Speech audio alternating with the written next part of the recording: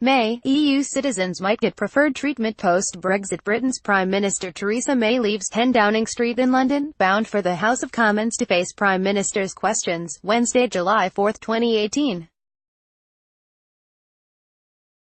Dominic Lipinski, PA via AP, London, AP. Prime Minister Theresa May touted the benefits of her latest Brexit proposal to create a partial, free trade zone between the UK and the European Union, saying Saturday it is possible EU citizens would receive preferential treatment for employment after Britain leaves the bloc. May told the BBC that the plan, which her fractious cabinet endorsed after a marathon meeting, would allow Britain to make good on its Brexit commitments while still protecting British economic interests. She said the commitment to end the free movement of people would be met. The jurisdiction of the European Court of Justice in the UK would be curtailed, and the UK no longer would send vast sums of money to the EU every year. These and other provisions would meet the public expectations for what Brexit would entail, she said. But we'll do it in a way that protects, and enhances our economy for the future, May said. She said her government would decide whether EU citizens would receive special consideration to live and work in Britain after the country leaves the EU, a prospect that may anger people in the UK who favor a complete break and a substantial reduction in immigration.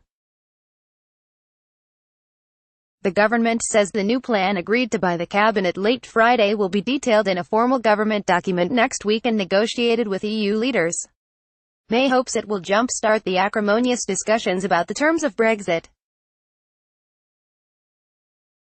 May is seeking to squelch public dissent from Conservative Party colleagues by warning ministers she will no longer tolerate public criticism of government policy now that the cabinet has backed her. She's made it very clear that if people can't stick to her position then they should go, and I think that's good, Conservative Party legislator Nicky Morgan said Saturday.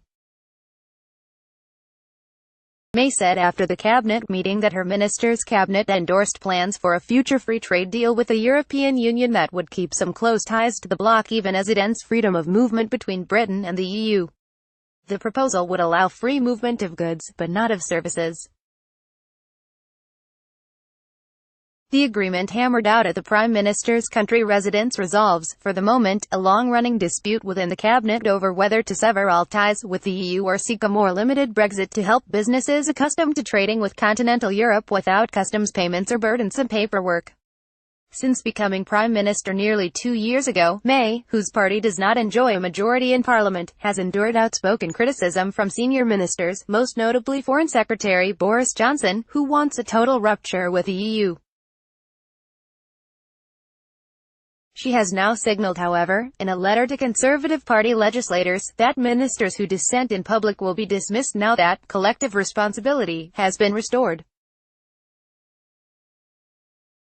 The plan brings May squarely down on the side those favoring a soft Brexit that would make it easier for many businesses to operate without new barriers being erected between Britain and continental Europe.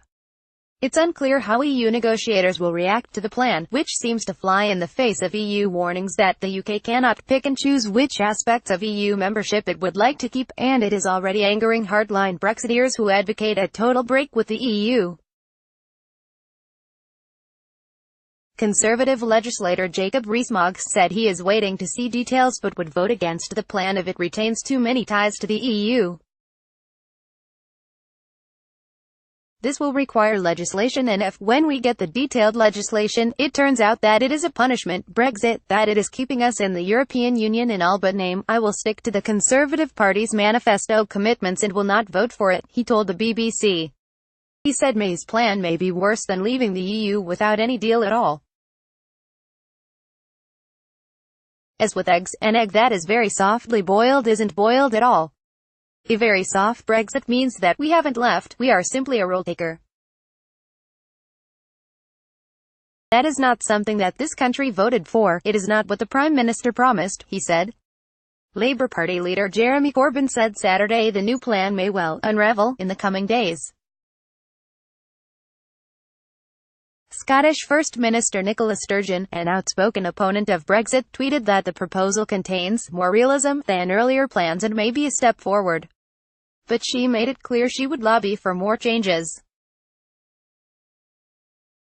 But some business leaders say the plan would bring badly needed clarity to the muddled Brexit talks with the EU.